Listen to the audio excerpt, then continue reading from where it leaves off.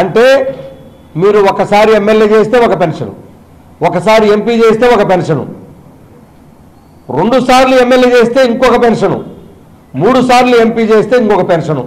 అంటే ఎన్నిసార్లు ఎన్ని టర్ములు, ఒక సంవత్సరం దగ్గర నుంచి మొదలుకొని సంవత్సరం చేస్తే చాలు, మొదలుకొని ఎన్ని దఫాలు మీరు ఎమ్మెల్యేలు అయితే అన్ని పెన్షన్లు.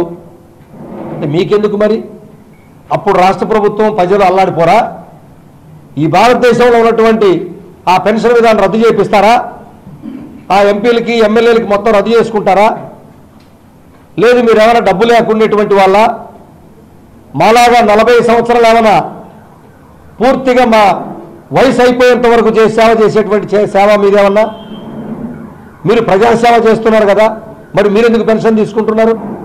అంటే ఈ ప్రజలకు తెలియాలి, వాళ్ళకు ఒక న్యాయం, 40 సంవత్సరాలు ఉద్యోగాలు చేసేవాళ్ళకు ఒక న్యాయం. ఆయన సంవత్సర కాలం ఎమ్మెల్సీ కానీ ఎమ్మెల్యే కానీ ఎంపీ కానీ అయితే ఆయనకు పెన్షన్ ఇవ్వాలి. ఎన్ని సంవత్సరాలు ఇవ్వాలి? ఈ పెన్షన్ ఇవ్వటమే కాదు, ప్రజలకు ఇంకోటి కూడా తెలియాలి, వాళ్ళకిచ్చే రాయితీలు బహుశా ఈ ప్రపంచంలో ఎవరికి ఇవ్వరు. వాళ్ళు టెలిఫోన్ దగ్గర నుంచి వాళ్ళు విమానాల్లో ప్రయాణం చేసేంత వరకు అన్నిట్లో రాయితీలే. మరి మీకెందుకు రాయితీలు? అంటే మీకు రాయితీలు ఇవ్వాలి. ఇంకొక విచిత్రం, వీళ్ళ జీతాలు పెంచుకోవాలంటే, వీళ్ళ పెన్షన్లు పెంచుకోవాలంటే వాళ్ళే ఏర్పాటు చేసుకుంటారు, శాసనసభల్లో లేకపోతే పార్లమెంట్లో వాళ్ళే డిక్లేర్ చేసుకుంటారు వాళ్ళ జీతాలని. మాలాగా పిఆర్సీ కమిటీలు ఉండవు, కమిషన్లు అవసరం లేదు వాళ్ళకి, వాళ్ళు ఎంత అనుకుంటే అంత పెంచుకోవచ్చు. ఇంత అన్యాయమా?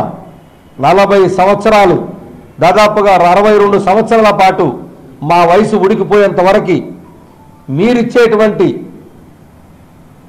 సేవల్ని ప్రజలకు నేరుగా చేర్చే ఉద్యోగులకు ఒక న్యాయం, ఎప్పుడో సంవత్సరమో 4 సంవత్సరాలు 3 సంవత్సరాలు మీరు పదవిలోకి వస్తే మీకు ఒక న్యాయం. ఇది ఎంతవరకు సభ ఆలోచించండి. మరి అటువంటి మీరు హామీ ఇచ్చినటువంటి ఆ సిపిఎస్ రద్దుని మీరే చెప్పారు. అన్యాయం, దుర్మార్గం, 1500 2000తో వాళ్ళు పెన్షన్ ఏ విధంగా తీసుకొని బతుకుతారు. కాబట్టి మేము రాగానే మీ యొక్క పాత పింఛను విధానాన్ని పునరుద్ధరించమని చెప్పినటువంటి మీరు ఇన్ని రోజులు ఆలస్యం